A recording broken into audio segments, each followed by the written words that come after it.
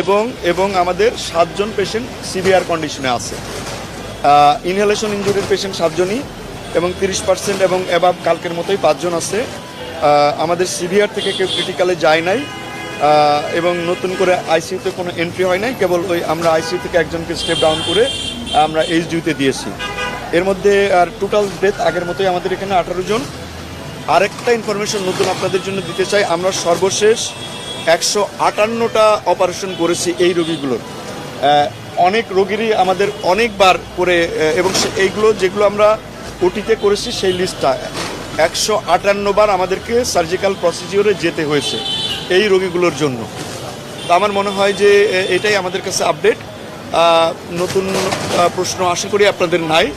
তো এবং আবারও আমরা বলছি যে আগামীকাল থেকে আপনারা আমাদের কাছে অন্যভাবে মেসেজগুলো আগেই পেয়ে যাবেন। 2টার আগেই আমরা আপনাদেরকে মেসেজগুলো আমাদের পিআর ইয়েতে দিয়ে দিব, যে উইং থেকে আপনারা পান ব্রিফিং সেখান থেকে পেয়ে যাবেন।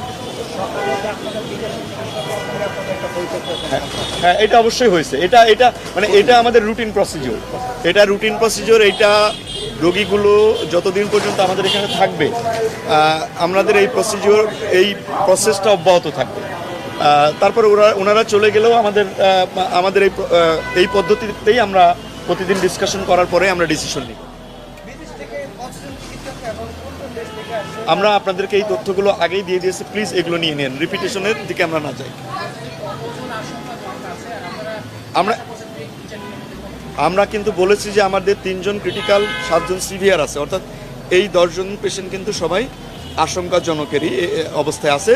তবে আমাদের একটা বিষয় হচ্ছে যে এরা স্ট্যাটিক আছে। আমাদের মানে আমরা এর আগের দিন বলছিলাম যে কিছু পেশেন্ট খারাপের দিকে যাচ্ছে, কিন্তু আমাদের 14 জন পেশেন্ট এই মুহূর্তে ইমপ্রুভিংয়ের দিকে আছে, আর বাকিদের কন্ডিশন স্ট্যাটিক আছে।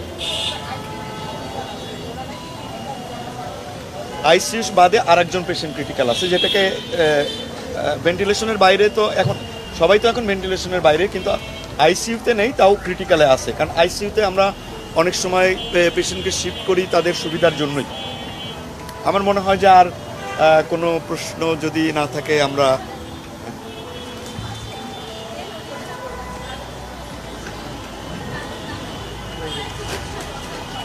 অবশ্যই আমাদের অলরেডি আমরা একটা প্রোটোকল তৈরি করেছি। আমাদের আউটডোরে তাদের জন্য আলাদা একটা রুম তৈরি করেছি। আমাদের একদম পার্সোনাল ঠিক করা আছে, তার ফোন নম্বর দেওয়া আছে, তাদের প্রত্যেকের ফোন নম্বরও আমাদের কাছে আছে। সুতরাং ওনারাও মিস করলে আমরা মিস করব না। বরাবরই বলা হচ্ছে এইসব বাচ্চারা